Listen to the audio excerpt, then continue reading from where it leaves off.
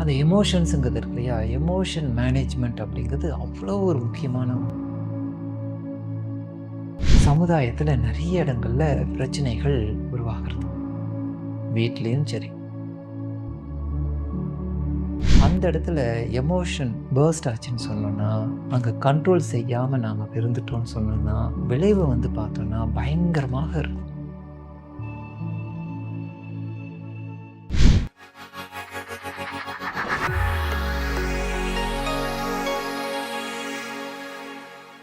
அமைதியாக இருக்கணும். அமைதியாக இருக்கணும் அப்படிங்கிறத நம்ம கேட்கும் பொழுதே அந்த அமைதிங்கிற ஒரு விஷயம் நமக்குள்ளாக அப்படியே உள்ள வருது இல்லையா, அதுதான் வாழ்க்கை. அதுதான் அல்டிமேட் என்ஜாய்மெண்ட் அப்படின்னு சொல்லுவோம் இல்லையா, எக்ஸ்டசி ஸ்டேட்.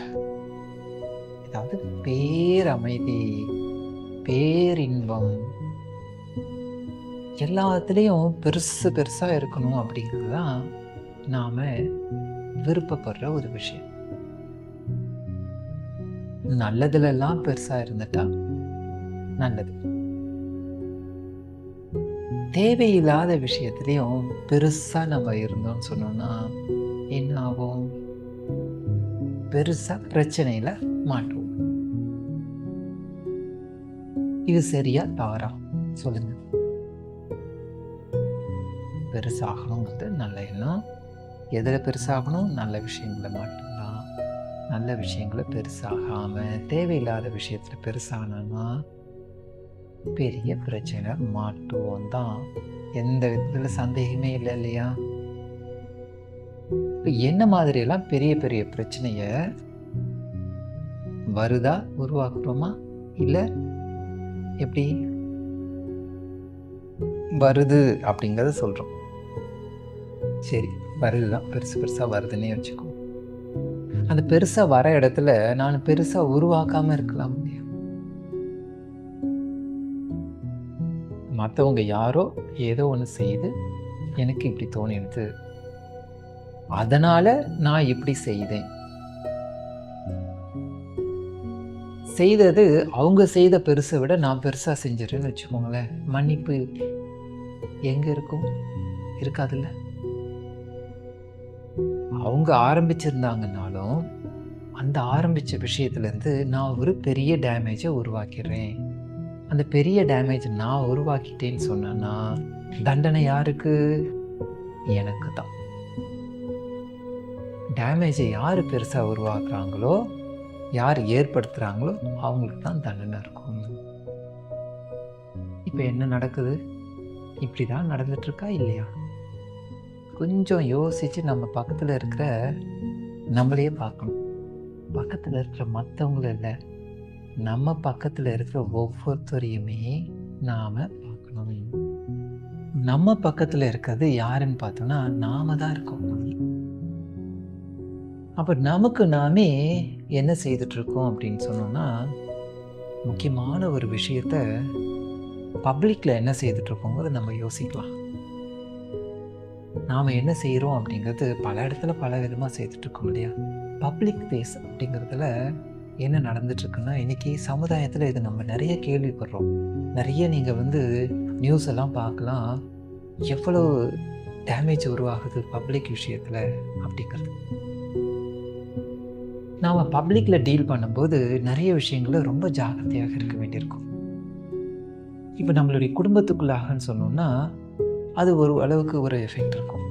பப்ளிக்னு சொல்லும்போது நிறைய பேர் இருக்காங்க இல்லையா? நிறைய பேர் வரும்பொழுது பிரச்சனைகள் பெருசாக உருவாகும். என்ன மாதிரி உருவாகுது? எதனால் உருவாகுது? அதை யோசிப்போம். பல நேரங்களில் நம்ம ஒருத்தங்கிட்ட பேசும் பொழுது அங்கே பொறுமைங்கிற ஒரு விஷயத்தை இழந்துடுறோம். ஏதோ ஒன்று அவங்க சொல்கிறாங்க, இல்லை நாமளும் ஏதோ ஒன்று சொல்கிறோன்னா அந்த பொறுமையாக சொல்கிறது இல்லாத போது அங்கே என்ன உருவாகும்? அடுத்தது ஆர்கியூமெண்ட் உருவாகும். விவாதத்துக்குள்ளாக போயிடுவோம். அவங்க ஒன்று சொல்லுவாங்க, நாம் ஒன்று சொல்லுவோம், அப்படியே போகும். ஹீட்டட் ஆர்கியூமெண்ட் அப்படின்னு சொல்லுவாங்க, ஹீட்டட் டிஸ்கஷன் அப்படின்னு சொல்லுவாங்க.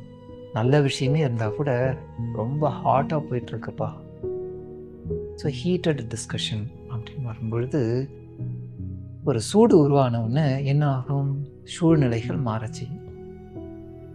வீட்டுக்குள்ளாரையே ஆகுது இல்லையா? ஏதோ ஒன்று வந்தது, ஏதோ ஒன்று அவங்க சொன்னாங்க, நாமளும் அதுக்கு திருப்பி சொல்லும்போது கொஞ்சம் நம்ம பேஷன்ஸாக இல்லாமல் நம்ம என்ன செய்வோம்? அந்த பொறுமையை கடைபிடிக்காமல் தப்பும் நாமளும் எரிஞ்சு விழுந்துருவோம். இல்லை அவங்க ஏதோ ஒரு காரணத்தினால நம்ம மெதுவாக தான் ஏதோ ஒரு விஷயத்தை கேட்டிருப்போம். அவங்க ஏதோ ஒரு காரணத்துக்காக ஏதோ ஒன்று சொல்லியிருப்பாங்க. நம்ம என்ன செஞ்சுருவோம்? அதை சொன்ன உடனே நாமளும் மாறிட்டு இருப்போம். அதுவே என்ன ஆகும்னா பெரிய சண்டையாகி 2 பேரும் பேசாமல் இருக்கிறதுக்குள்ள மாறிடுறோம். இது வீட்டுக்குள்ளாக. இதே வெளியில் போகும்போது எப்படி நடக்குதுன்ட்டு கொஞ்சம் யோசித்து பார்க்கலாமே. அந்த எமோஷன்ஸுங்கிறது இருக்கு இல்லையா? எமோஷன் மேனேஜ்மெண்ட் அப்படிங்கிறது அவ்வளோ ஒரு முக்கியமான ஒன்று. இன்றைக்கி இந்த எமோஷன் மேனேஜ்மெண்ட், எமோஷன் கண்ட்ரோல் அப்படிங்கிற ஒரு விஷயம் இல்லாதனால தான் சமுதாயத்தில் நிறைய இடங்களில் பிரச்சனைகள் உருவாகிறது. வீட்லேயும் சரி, வீட்டிலையும் அப்படி தான் உருவாகுது. அந்த வீட்டில் சின்ன சின்னதாக இருக்குது, சரியாயிடுது. ஏன்னா ஒரு பாண்டேஜ் அப்படிங்கிற ஒரு விஷயம் இருக்கிறதுனால கொஞ்சமாவது விட்டு கொடுத்து போகிறதுங்கிறது இருக்கும். இன்னொன்று, நம்மளை சுற்றி நமக்கு தெரிஞ்சவங்களே இருப்பாங்க. நமக்கு தெரிஞ்சவங்களே இருக்கிறதுனால 2 பேருக்கும் சைடில் இருக்கிறவங்க இருப்பாங்க. அப்போ அந்த இடம் ஓரளவுக்கு அங்கே பேலன்ஸ் ஆகிறதுக்கு ஒரு ஆப்பர்ச்சுனிட்டி அங்கே இருக்கும். இது பப்ளிக் பிளேஸில் அப்படின்னு சொல்லும்போது இது நடக்குமான்னா கொஞ்சம் நடக்காது. என்னன்னா வெவ்வேறு ஆளுங்க இருக்காங்க இல்லையா? வெவ்வேறு ஆளுங்க இருக்கிறதுனால அந்த இடத்துல எமோஷன் பர்ஸ்ட் ஆச்சுன்னு சொன்னோன்னா, அங்கே கண்ட்ரோல் செய்யாமல் நாம் இருந்துட்டோம்னு சொன்னோம்னா விளைவு பார்த்தோன்னா பயங்கரமாக இருக்கும். இதுதான் நம்ம நியூஸில் பார்க்கக்கூடிய நிறைய கதைகள் இருக்கலாம். எக்கச்சக்கமான கதைகள் ஞாபகம் இல்லை. வேணும்னா ஒரு கதையை நாமளே உருவாக்கி பார்க்கணும். இப்படி செய்தால் என்ன ஆகும், அப்போ எப்படி நம்ம ஹேண்டில் பண்ணலாம். அங்கே போய் அதுக்குன்னு ஒரு சுச்சுவேஷன் போய் ஏற்படுத்தி அங்கே போய் சண்டை போட்டு பார்க்க முடியுமா? அங்கே போய் சண்டை போட்டு பார்க்க வேண்டாம். அதுக்கு பதிலாக நாம் இங்கே சண்டை போட்டுக்கிட்டே இருக்கோமே, நம்ம தான் சூப்பர் ஆக்டர்ஸ் இல்லையா? நம்ம ஒரு டைரக்ஷன், ஒரு மூவியை நாம் செய்து பார்க்கலாம். இதை தான் வேதாத்ரி மகரிஷி அவங்க சொல்லுவாங்க. சினம் தவிர்த்தல் அப்படின்ற ஒரு பயிற்சி ஒரு முக்கியமானது. அது நீங்கள் ஈஸியாக அதை கண்ட்ரோல் பண்ண முடியும். மேனேஜ்மெண்ட், அந்த ஆங்கர் மேனேஜ்மெண்ட்டுங்கிறது ஈஸி அப்படிங்கிறது. எப்போ அது ஈஸி ஆகுதுன்னு சொன்னோன்னா, நாம் ஒர்க் அவுட் செய்து பார்க்குறோம். ஒரு டைரக்டராக இருந்து பார்க்கணும். அந்த சுச்சுவேஷனில் போய் இப்படி நடித்தா என்ன ஆகும் அப்படிங்கிறத நடித்து பார்க்கணும் அந்த இடத்துல அப்படின்னு ஒரு ஸ்க்ரீன்ஸை க்ரியேட் பண்ணணும். அந்த ஸ்க்ரீன் ப்ளே செய்து பார்க்கணும். ஸ்க்ரீன் ப்ளே செய்து பார்த்தோன்னா அப்போ என்னென்னங்கிறதுலாம் புரிஞ்சிட்ட காரணத்தினால கரெக்டாக நான் செய்ய ஆரம்பிச்சிடுவேன். இதுதான் நமக்கு வேணும் அப்படிங்கிறத சொல்கிறார். சரி, இப்போ நம்ம பேஷண்ட்டாக இல்லாத ஒரு விஷயத்தை நாம் க்ரியேட் செய்து பார்க்கலாம். ஏதோ ஒரு நபர்களை நம்ம எடுத்துக்குவோம். சரி, உதாரணத்துக்கு யார் எடுத்துக்கலாம்னு சொன்னோன்னா, ஒரு அப்பா, வயசான அப்பான்ட்டு எடுத்துக்குவோம். எதுக்காக இதை அப்பாவை எடுத்துக்கிறோம் அப்படின்னு சொன்னோன்னா, அப்பா தான் கோவக்காரா, பேஷன்ஸாக இல்லாதவனா? இல்லை, அப்படி இல்லை. அவங்களுக்கு நிறைய அனுபவங்கள் அவங்க கண்டிப்பாக இருப்பாங்க. சில நேரங்களில் செய்வாங்க. அந்த சில நேரங்களில் செய்கிற விஷயம் எப்படி காப்பி ஆகுதுங்கிறது தான் இப்போ நம்ம பார்க்க போகிறோம். அந்த செயின் ஆக்ஷன் அப்படிங்கிற ஒரு விஷயத்தை நாம் பார்க்க போகிறோம். ஒரு அப்பா ஒரு பையன் வெளியில் போகிறாங்க. ஏதோ ஒரு கடைக்கு போயிருக்காங்க. கடைக்கு போயிட்டு ஷாப்பிங்லாம் முடித்தாச்சு. ஷாப்பிங்லாம் முடித்த பிறகு அவங்க சரி அப்படியே கொஞ்சம் போயிட்டு சாப்பிட்டுட்டு போகலாம், கொஞ்சம் டயர்டாக இருக்குது, கொஞ்சம் ஏதாவது வித்தியாசமாக சாப்பிட்டு. பையன் கேட்குறாரு, எனக்கு ஏதாவது கொஞ்சம் சாப்பிட்டா நல்லா இருக்கும்னு. சின்ன பசங்கள்லாம் கொஞ்சம் ஏதாவது சாப்பிட்ணுன்ட்டு ஆசைப்படுவாங்க தானே. ஸோ அதனால் ஓகே, பையனை குட்டி பையன் நினச்சிட வேண்டாம், ஒரு 15 வயசுன்னு வச்சுக்கோமே. ஓகே, அப்பாவுக்கு ஒரு 40ன்னு வச்சுக்கலாம். சரி, அப்போ 40க்கு எக்ஸ்பீரியன்ஸ் இருக்குது, 15க்கு எக்ஸ்பீரியன்ஸ் இல்லாமல். இந்த 15 40 என்ன செய்ய போகுது அப்படிங்கிறது நாம் நமக்குள்ளாரையே ஒரு ஆராய்ச்சி செஞ்சு பார்க்கலாம். இப்போ என்ன, வெளியில் போனோன்னே சாப்பாட்டுக்கு பசிச்சது கேட்டுக்கணும். சரி, எங்கேயோ ஒரு இடத்துல போகிறோம். போகிற இடத்துல என்ன ஆகுது, ஒரு ஹோட்டலுக்கே போகிறேன்னு வச்சுக்கோமே. அந்த ஹோட்டலுக்கு போயிட்டு சாப்பிட்றதுக்கு உட்காரோம். நல்ல சாப்பாடு சூப்பராக ஆர்டர் செய்கிறோம். நம்ம ஆர்டர் செய்கிறது அந்த சப்ளை செய்வாங்க இல்லையா, பேரர்ஸ்ன்னு இருப்பாங்க இல்லையா, அந்த சப்ளை செய்கிறவர்கிட்ட சொல்லியிருக்கோம், கொஞ்சம் கூட்டமான ஹோட்டல்னு வச்சுக்கலாமே, அங்கே தானே நல்ல சாப்பாடு கிடைக்கும், அதனால் அங்கே போனோம். ஏதோ ஒரு காரணத்தினால அவர் நிறைய கஸ்டமர்ஸ் இருந்திருக்க காரணத்தினால இவர் சப்ளையர் நமக்கு சப்ளை செய்கிறது லேட் ஆகிடும். அதுவும் அவர் லேட்டாக அவர் கூட காரணமாக இல்லாமல் இருக்கலாம். அவர் அங்கே சொல்லியிருக்கலாம், அவங்க சமைக்கிற இடத்துல அந்த பொருள் ஏதாவது ஒரு காரணங்கள் இருந்திருக்கலாம். கொஞ்சம் லேட் ஆகுது. நம்ம என்ன சொல்கிறோம், ரொம்ப லேட் பண்ணிக்கிறோம், கொஞ்சம் கடிஞ்சு பேசிடுறோம். எதுக்கு காரணம்னு சொன்னோன்னா நமக்கு வேலையை சீக்கிரமாக முடிச்சுட்டு அடுத்த வேலையை போய் பார்க்கணும் அப்படிங்கிறது இருந்ததுனால நம்ம என்ன செய்கிறோம்னு சொன்னோன்னா அதை காமிச்சிட்றோம்.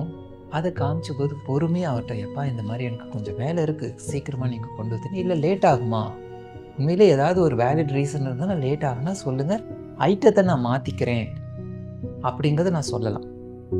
இல்லை நான் பரவாயில்ல கேன்சல் பண்ணிவிடுங்க, நான் பார்த்துக்கிறேன் அப்படின்னு சொல்லிட்டு இது பண்ணலாம். அதுக்கு பதிலாக நான் இப்போ எரிஞ்சு விழுந்துடுறேன்னு வச்சுக்கோங்க. யார்? அப்பா எரிஞ்சு விடுறாரு அப்படின்னு சொல்லும்போது இங்கே என்ன, இன்னொருத்தர் அவர் தனியாக இல்லை, யார் பக்கத்தில் இருக்கிறவர்? பையன். ஞாபகம் வச்சுக்கோங்க. இப்போ பையன் என்ன செய்வார்? பார்த்துக்கிட்டு இருக்கிறாரு. இந்த விஷயத்தை எப்படி அவர் ஹேண்டில் செய்கிறாருங்கிறத இவர் பார்த்துட்ருக்காரு. ஸோ இவங்க இப்போ என்ன இந்த மாதிரி பேசுனது, அடுத்ததாக ஐட்டம் வருது. ஐட்டம் வந்த உடனே இவர் கொஞ்சம் கடிஞ்சு பேசின காரணத்தினால இப்போ சப்ளையரோட மனசில் என்ன ஓடிட்டுருக்கும், இப்படி பேசுகிறாங்களே இந்த மனுஷன் அப்படிங்கிறது அவருக்குள்ளார ஒரு இது கொஞ்சம் ஓடிட்டுருக்கும். அந்த சிடுசிடுங்கிற ஒரு விஷயம் அவருக்குள்ளாரையும் வந்துட்டுருக்கும். இப்போ அவர் சப்ளை செய்துட்டு போயிட்டாரு. இன்னொரு ஐட்டம் கொஞ்சம் எக்ஸ்ட்ராவாக எனக்கு தேவையாக இருக்குது. எக்ஸ்ட்ரா ஐட்டம் நான் கேட்குறேன். ஏதோ ஒரு பூரி பூரி மசாலா அதை நம்ம ஆர்டர் பண்ணோன்னு வச்சுக்கோமே. அந்த உருளைக்கிழங்கு இன்னும் கொஞ்சம் எக்ஸ்ட்ரா கேட்குறோம். சில ஹோட்டலில் கொடுத்துருவாங்க, சில இதில் இருக்காது. அவர் அதெல்லாம் தர முடியாது அப்படிங்கிறத சொன்ன உடனே திரும்பி வந்துச்சு. அவரும் என்னென்னா, அவருக்கும் ஏற்கனவே உள்ளே கொஞ்சம் இவர் ஒரு மாதிரி பேசின காரணத்தினால அவருக்குள்ளாகையும் இது உள்ளே போயிடுது. Chain action. இந்த சங்கிலி என்னாச்சு, இந்த சங்கிலி அங்கேயும் போய் கோத்துடுது. இப்போ இது கோத்து விட்ட காரணத்தினால அங்கே இப்போ ஒன்று உருவாகுது. அவரும் கொஞ்சம் கடிஞ்சு பேசிடுறாரு.